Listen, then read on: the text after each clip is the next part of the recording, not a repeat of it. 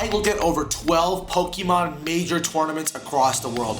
I looked at over 10,000 Pokemon teams over these past few weeks. And I watched over 100 matches online from the official Pokemon stream to answer this one question. What are the strongest Pokemon in Regulation F? And why are they winning? And I don't just mean the hype picks, the Pokemon that people are using right now to win. I mean the ones that are always in top cut, over and over, from Australia to America to Europe and everywhere in between. The ones shaping the meta, building it, defining it, forcing you to prep, forcing what you're respecting against, and the Pokemon dictating how we play this game. I know because I've been there. I competed in Regulation F 2 years ago. I made day 2 in my only event at Charlotte VGC Regionals in 2024, where someone using the exact same team as me finished in the top 8 and lost to the eventual champion Wolf Glen. And 4 out of these 5 Pokemon in this video were on that team. These aren't guesses. These are weapons. I've had to scout 12 tournaments, 10,000 teams to find these answers. Because I want to do as well and make sure you can dominate too. And with Reg F back as of this week, the first week of December 2025, entering 2026, these Pokemon matter more than ever. Because whether you're prepping for local tournaments, regional tournaments, or have plans to go to the European International Championships, even the World Championships, these 5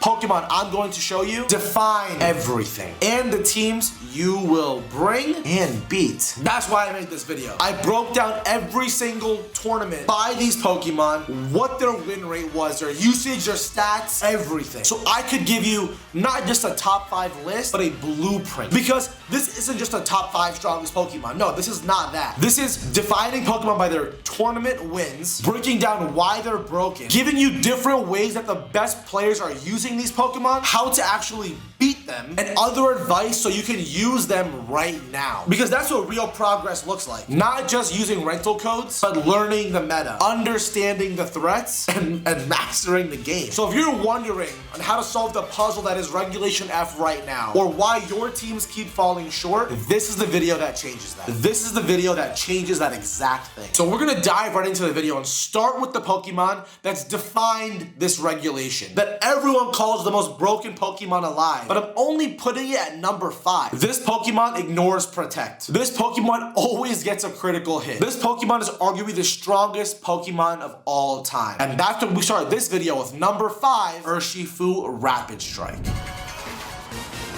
This Pokemon has won more than 6 different championships out of 12. 6. This Pokemon is broken. These are first place finishes. To break down Urshifu, it has a base 130 attack. This Pokemon hits like an absolute truck with moves like Surging Strikes, Close Combat, Aqua Jet, and more. It has one job: do as much damage as possible. Not only does it have a high attack stat and even a decent 97 base speed stat that can hit in that middle speed tier range, but its ability Unseen Fist is arguably the most broken ability to ever exist. Every single move bypasses Protect. If you Protect in front of Urshifu, it does not matter because all of its attacks will go through. That's crazy.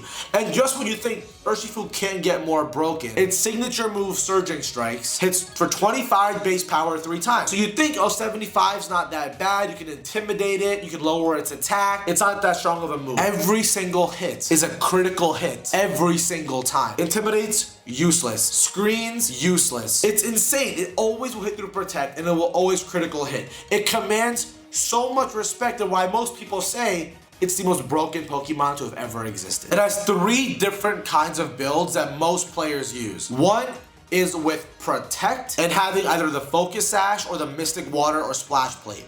It's typically Protect and 3 attacks. Protect, Surging Strikes, Close Combat, and Aqua Jet. With this set, you can either choose to be bulky and kind of relax and eat hits and do damage back. You can honestly hit Swords Dance with Protect if you're really bulky on the slower side and attack back, or you can be Focus Sash or Mystic Water and just do a lot of damage fast. That's one option. The other option is the one that's most popular right now, the Choice Scarf. Basically, your speed is way faster. You outspeed Ogerpons, you outspeed Dragonites, you outspeed certain Fluttermanes. It's a really powerful way to get more damage and more speed, and often accompanied with a Terra Water on your Terra type to do even more damage. It's broken. Now you're faster and you're stronger. And the last option that some people use is, again, I mentioned it earlier, more of that setup style, where you have swords or like support with Swords Dance or Taunt or some kind of way of using it in that bulkier, kind of do everything Swiss Army knife way. But most commonly,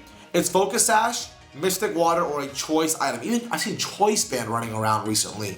Shout out to Joe Ugarte, he used it in his last YouTube video. I've been testing all of these myself, and I think all three are equally as strong. I think personally the Choice Guard version might be the best one right now. And in my coaching group, where I coach over 15 players every single month and bring them that community to make them better, this is one Pokemon that I'm going to be consistently talking about as we get ready for Reg F together. The reason why Urshifu is winning these championships though is for a few reasons. It punishes defensive play. You really can't protect, and no matter what, you're taking damage from it unless you paralyze it or put it to sleep. It snowballs pressure. Having to make them play more defensive or speed up their offense inherently lets you control the state of the game that's being played. You make them follow me, you make them Trick Room, you make them Tailwind, you make them have to switch out. You control the board. And lastly, the best part is that Urshifu fits, like every great Pokemon, onto almost any kind of team. Onto a Raging Bolt balance team, got it. Onto a Nils Dunlop, Porygon 2 Ursaluna Trick Room team, got it. Onto a hard Tailwind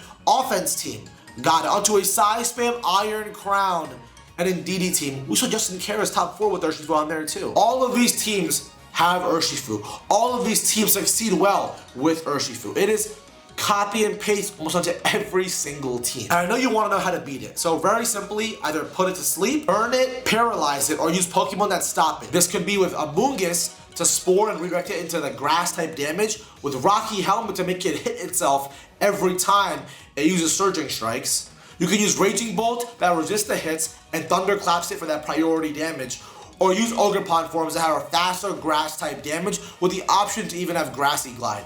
Ogerpon Wellspring is a great option because of the water absorb, where those Surging Strikes actually don't do damage because it's a water absorb ability. Urshifu is broken, and we know that. And if you want to see the pace, I recreated every single tournament winning team. And Urshifu, as I said, is on a lot of them, over half. If you want the list of that free guide, I made a guide for you on these teams and the importable Pokepaste as well. Just comment the word champions and I will send you the Champions 12 paste for free, literally to your email. I got you. You can print it out, you can use it online. I got you guys. I want you to win. So we know that Urshifu is the strongest, right? We know that. But what if your whole team got to take advantage of that Pokemon? Something you're going to notice is the Pokemon number 4 on this list also has 6 championship wins across the 12 formats. 6. It's the perfect counter. It eats its hits.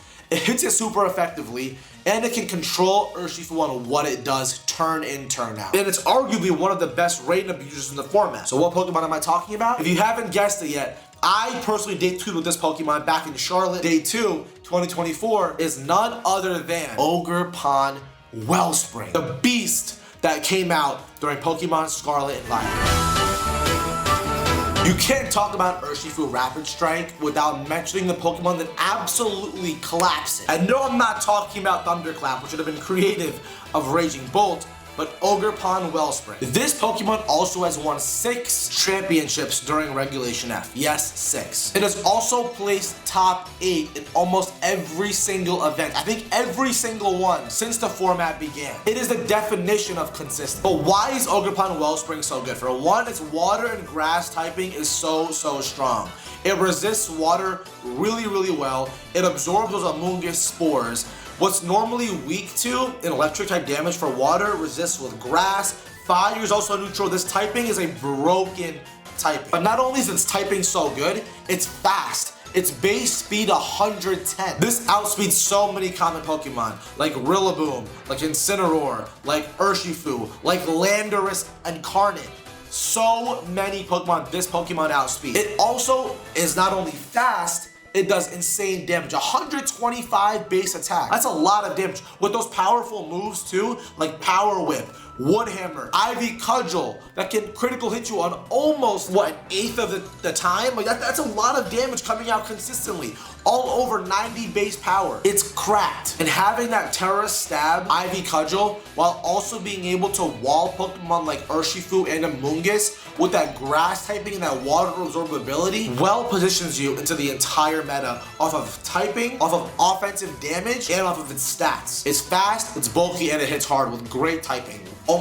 What can't this Pokemon do? I personally use this Pokemon when I day 2 Charlotte, but here are some other ways of other teammates that you can actually use Ogerpon next to. You can use it on a rain team with Tornadus that has Rain Dance, all alongside Urshifu like Toller Web did, or by itself without Urshifu at all. You can also use this with Pokemon on a balance mode like Incineroar and Amoonguss. That trio of Fire, Water, Grass is really, really strong, and that's what I use myself to create my Roaring Moon balance team that I made day 2 in Charlotte with. You can also use Ogerpon with Trick Room setters, right? Like Farigiraf, because you can also have that follow me pressure next to Trick Room.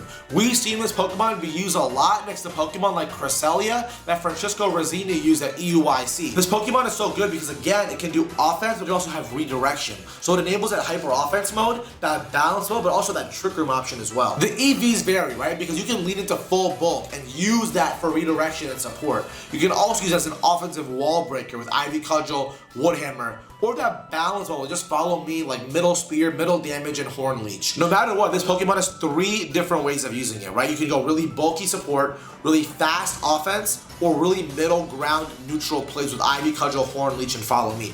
It's so strong. And I didn't even mention that it has a better version of Protect. It has Spiky Shield. So when you make contact with it, obviously unless you're Urshifu, you're taking damage. So Fake Outs, you hurt yourself. Ice Spinner, you hurt yourself and break your own sash. It's a really strong Pokemon. So there are a couple of ways to beat this, right? One is by overwhelming it with faster offense. This can be Choice Specs Flutter Mane. This can be Extreme Speed Dragonite. Finding a way for using Choice Scarf Chi-Yu. Finding ways to overwhelm it and early. Another one that I think is just smart is using Intimidates with Incineroar, Will-O-Wisps, and lowering its damage consistently over time. I know Ivy Cudgel can critical hit, but if you can slowly whittle it down to the point where it can't do as much damage as it's used to doing, you're in a really good spot. I know many of you probably thought I was going to be number 1, but it's not. This Pokemon resists both its water damage and its grass damage, and doesn't care for Spiky Shield recoil at all. If you haven't guessed it, it's the number 3 Pokemon on this list, the long neck from the past, Raging Bolt. Some call this Pokemon the strongest Pokemon in the game. I would argue it might be the strongest Pokemon in the format, but I have it at number 3. So let's talk about it.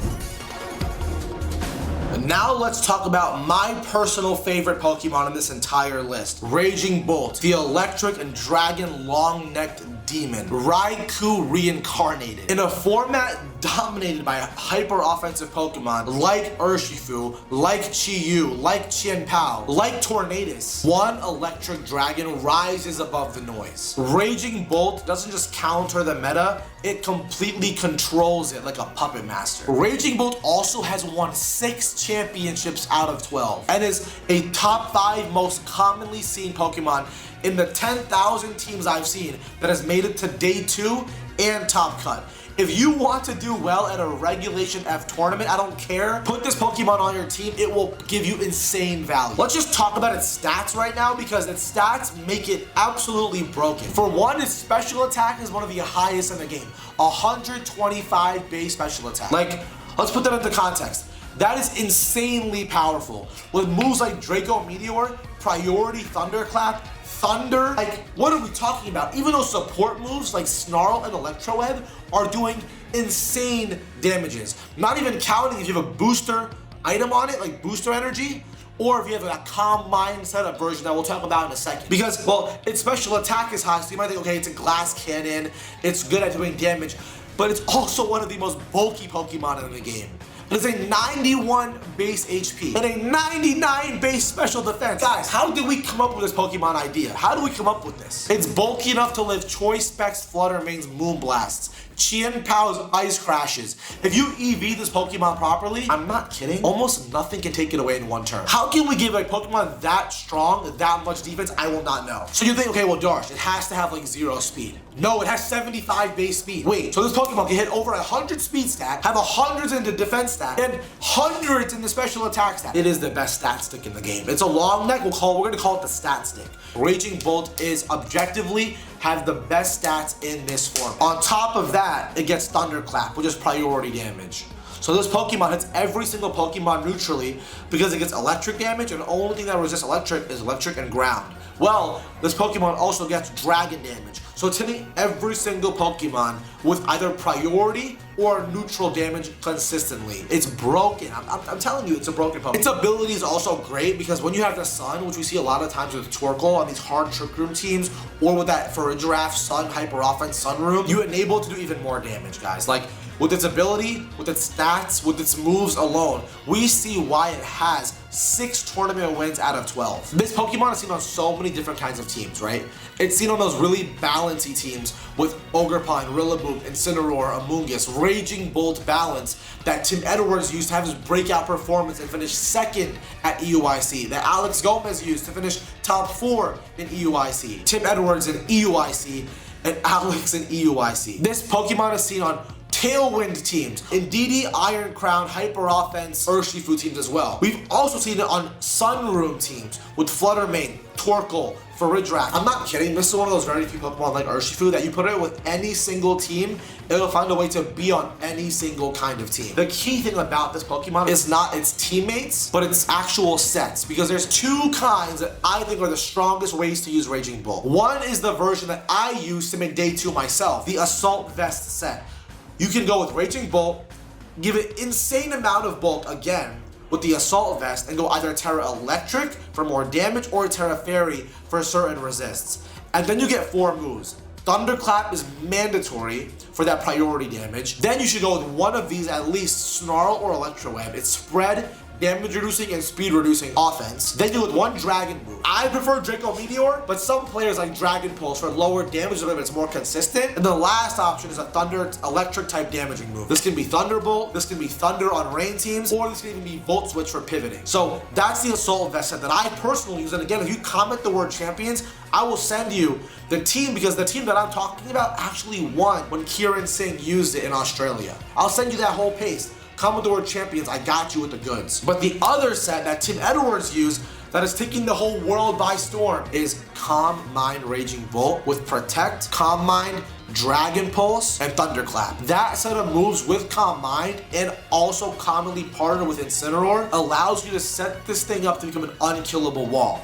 But there's 2 ways you can do it. You can use a booster energy for more instant offense, or you can use leftovers. The funny part is that the booster energy is often better into everything else, but the leftovers is better into the mirror. Also, the speed you have on Raging Bolt is very important because you want to go first in those mirror matches. So I know this Pokemon sounds broken, but there are ways to beat it, okay? One is by overwhelming it with super attack, with super offense right away. There's a hardcore counter, which is Landorus Incarnate. Using Landorus to wall its dragon type to hit it super effectively, whether it's Terra Electric with Earth powers first, or Sludge Bomb when it's Terra Fairy, is extremely effective. You go first, they can't priority hit you with Thunderclap, and you're hitting it with like a truck. The other way to do it is by overwhelming it with really long sleep turns, damage reduction. This is Incineroar Amoonguss. There's also one Pokemon that outspeeds it like crazy, has great special bulk, and hits it like an absolute truck. In my opinion, the #1 counter to Raging Bolt that has also 9 regional or international wins during Reg F. And I have not mentioned it. Some call it the queen of VGC. This Pokemon, if you have not guessed it, is none other than Fluttermane, another photosynthesis monster. Let's talk about it. So now let's break down Fluttermane, the absolute glass cannon that is dominating all of Regulation F. It has 9 wins out of 12 official tournaments held across the world. If you're not respecting this Pokemon, then you've already lost. It has the highest special attack, and it's also the most used, for a good reason. As I just mentioned, it hard counters Raging Bolt, but it also stomps on Urshifu with that super effective fairy damage and that faster speed. A lot of the times, Fluttermane is not just a threat, but it's a requirement to your team. Hey, I even used it myself when I got in the day 2 phase of the Charlotte Regional Championships. There are so many different ways to use it, which we'll talk about. There's 3 specific different ways, but it's always there. It's ever present. You have to use this Pokemon. It's a fairy and ghost type with insane special stats and speed. For one, it's an offensive beast from the past. 135 base special attack and 135 base speed. What are we talking about? Outspeeds all the Ogrepons, Urshifus, Chien-Paos, Landorus, anything that you can possibly imagine it. And if you give it that booster energy or put it in the sun, it outspeeds Iron Bundle and other Choice Scarf Pokemon like Urshifu. It's a freaking demon. And its special attack stat is no joke. Those Terra Fairy Moonblast, those Terra Fairy Dazzling Gleams with 135 base special attack, that's even higher than Raging Bolt, to put it into perspective. That combined with its speed makes almost every other trade-off worth it. Of course, it's a little bit frail. It only has a 55 base HP stat and a 55 base defense stat. However, its special defense is also 135. So you put it next to an Incineroar and a Redirection Mon, like an Amoonguss, what happens is all the physical attacks will get redirected or lower their damage, and it gets hit back like a truck with those high special attacking moves. The first one is using Choice Specs. Do as much damage as possible. Spread damage, Terra Fairy Dazzling Gleam, Terra Fairy Moonblast, or even Shadow Ball, Power Gem, or Thunderbolt. Just doing as much damage as possible and increasing those multipliers as you go. The other option is using the booster energy. You can either go booster special attack like Wolf Glick, the best player of all time, or go booster speed like Nils Dunlop, the EUIC champion. 1 booster special attack, 1 booster speed. Either way, you can use it very effectively. You can use a booster speed version with Protect, typically 2 attacks, and then Icy Wind to control the board. Or you go 3 attacks, Protect with the booster special attack version, or even Substitute, in order to do more damage and be able to soak up those hits. And the last version is kind of in the middle, using weird item like a Pixie Plate, doing more fairy damage, still eating hits but not boosting your stats. In my opinion, that's the worst set, and if I was you, I would be running either the booster item with Protect or the Choice Specs damage and going all in with that damage. The reason why it's winning is, you can guess it, it is the fastest Pokemon that does the most damage. That's the first thing, right? But the second piece is that it hits the 2 strongest Pokemon arguably in the format with super effective damage. Raging Bolt and Urshifu are everyone's biggest nightmare, but Flutter Mane is the check to both of those. So number 5 on this list and number 4 on this list, it beats those. The next and last reason that I think it's the strongest Pokemon is because it can do spread damage and single target. Having Terra Fairy spread Dazzling Gleam while also being able to take Moonblast as well and Shadow Ball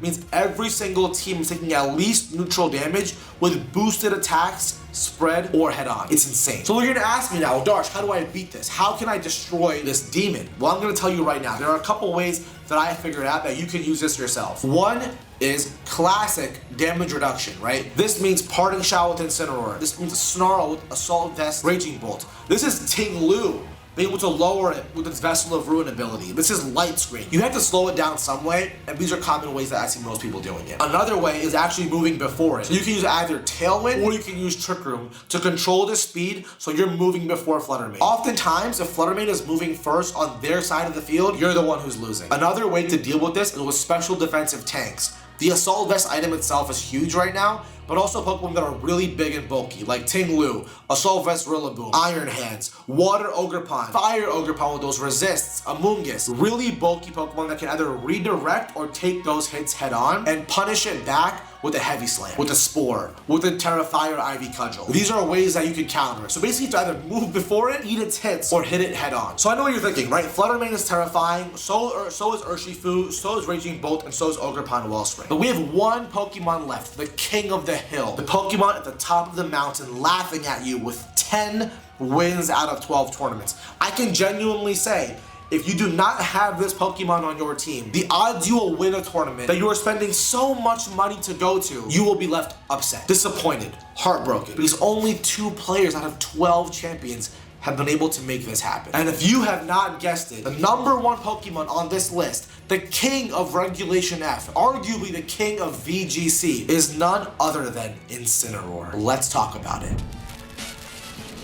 One word, Incineroar. 10 wins, out of 12. I looked at over 10,000 teams from 12 tournaments, every single top 8, every single top 4, and every single finals in Incineroar was on the battlefield. That is no joke. If that does not tell you that this is the #1 strongest Pokemon in this game, then I don't know what will. It doesn't really sweep. It doesn't really outspeed. It doesn't even do incredible amounts of damage. So how can this Pokemon be that effective? Because honestly, it's the glue of every team. Without it, almost every single team falls apart. It is the undisputed king of Regulation F. So let's talk about Incineroar's stats for a second. Because it's like Raging Bolt, it's good at everything. It has 95 base HP, 90 defense and special defense. Think about that for a second.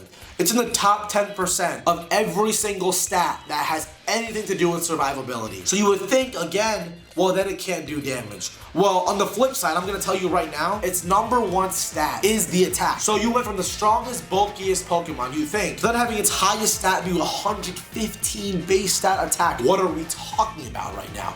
Those 120 base power Flare Blitzes coming out from 115 bulky Incineroar, you know that's gonna hurt. It's fat and it's flexible, which makes it incredibly powerful. Now combine that with its strong fire and dark typing, to where now you eat those fairy hits a little bit better. You can get Prankster, Thunder Wave, or Parting Shot. You can eat those grass type attacks and those fire type hits. It is a great typing. But the best thing about Incineroar that everybody knows is its damage reduction. And it does it in 2, maybe 3 main ways. The first being its ability. The most broken ability in Pokemon VGC. Intimidate. Every single time Incineroar enters the battlefield on the switch or as a lead, it lowers not one, but both Pokemon's opponent's attack stats immediately by 1 stage. That is insanely powerful because it's so strong on the field, but it's also just as threatening in the back when it threatens a switching. 2 is that it has Parting Shot. Incineroar's really insane stats allows it to move last in almost every single turn, and then Parting Shot out, come back in later with that threatening Intimidate, and have that threat of Fake Out while also reducing their damage and controlling the board state. And the third thing is Will-O-Wisp, which so many people underrate, but imagining, I'm gonna half damage of Urshifu, Iron Hands, Rillaboom, Chien-Pao, Tinglu, Dondozo, Kingambit, Ogerpon Wellspring. You're slowing down half of the entire meta with 1 move. And its ability. They're not touching you for. They can't touch Incineroar. They can't touch its partners, which is why I called it the best glue piece in the game. But its real power is momentum. Turn 1 Fake Out, turn 2 Flare Blitz, turn 3 Parting Shot. We're not even talking about all of its other insane move pools, like Snarl, like Knock Off, like Helping Hand, like Protect, like Taunt. This thing gets everything. You have to use it or know how to beat it. So if you're gonna use it, I'm gonna talk to you now about some common teams and builds. And I know you're gonna say, well, Darsh, Incineroar fits on every team. And you'd be right, but I'm gonna get a little bit more specific with you to give you 3 different ways to use Incineroar and 3 different teams that fit that build. 1 is standard pivoting Incineroar. Give it Fake Out, give it Parting Shot, give it Flare Blitz, and give it a supportive item. This can be Safety Goggles, this can be Rocky Helmet for those Urshifus on switch-ins, for those Rillabooms. As long as it has Fake Out, Parting Shot, and Flare Blitz, you're good. Sometimes you drop Flare Blitz for knockoff, and sometimes you go into that Assault Vest set. Instead of Parting Shot, you have U-Turn, and you boost your special defense even more. This is commonly seen alongside almost every team. Rain, Balance. I'm honestly, there's no point in me even giving you the teams, because almost every single team has a different version of Incineroar. I'm gonna just tell you different ways to use it. The second option is pure damage reduction Incineroar. This is Fake Out, Parting Shot, Will-O-Wisp, +1 attack with Intimidate.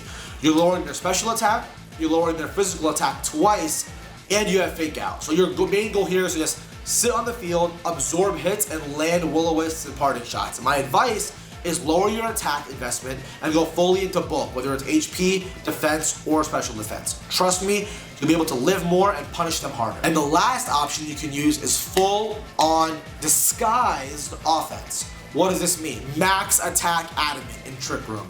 You can still have those items that are like Safety Goggles or Citrus Berry or Assault Vest, but you're doing way more damage and people are never ready for it. So go with the Assault Vest set, Flare Blitz, Knockoff, U-Turn, Fake Out, and those calculations of those U-turns, those knockoffs, those flare blitzes are gonna hit them like a truck because no one is used to adamant Incineroar damage calculations. It's broken. But we have to talk about why it's winning, right? Like, I gave you all those sets, I gave you all of its stats and the reasons why it's so good, but there are three main reasons why Incineroar just continues and continues and continues to win tournaments. Not matches, tournaments. One, it always wins the war on turn 0, right? You always get to lead it and always threaten fake out, and in a worst case, just intimidate. So no matter what, you get instant value on turn 1. The second best value piece on why it keeps winning is that it's the best defensive tool in the game in terms of you always will survive attacks, you always lower their damage, and you'll always be able to control the field in some way, right? You get to fake out, you get to pivot, you get to do damage, knock off their items, lower their stats. It does a little bit of everything. And the third piece, what makes it so strong, is that it's objectively really good with its stats, right? You can choose to disguise things a lot of ways. People are always surprised, oh my god, I lived a choice band close combat. Well, you can calc to live that. You lived an earth power from Landorus, you can calc to live that. How did you outspeed my Ogerpon and Tailwind? You can calc to do that. How did you underspeed my Gallade and Trick Room? You can calc to do that. So it's so flexible with its stats, and it's able to really do anything. Take KOs, live hits, and move whenever you want it to move. Those three reasons alone make Incineroar a demon. And of course you're gonna ask me, well, Darsh, how do I beat it? I don't want to be like everybody else. I don't want to ride the wave. I want to be the wave breaker. Well, if you want to be that guy who zigs when everyone zags, here are the few things that you can do right now to counter Incineroar on your teams. One is using a Pokemon that's ability works against it. So Intimidate lowers your stats. How can you punish that? With Defiant from Annihilate, Competitive from Milotic, or even Guard Dog from Ogie Dogie. Those three ability counters counter it hard. Second is using Pokemon that just do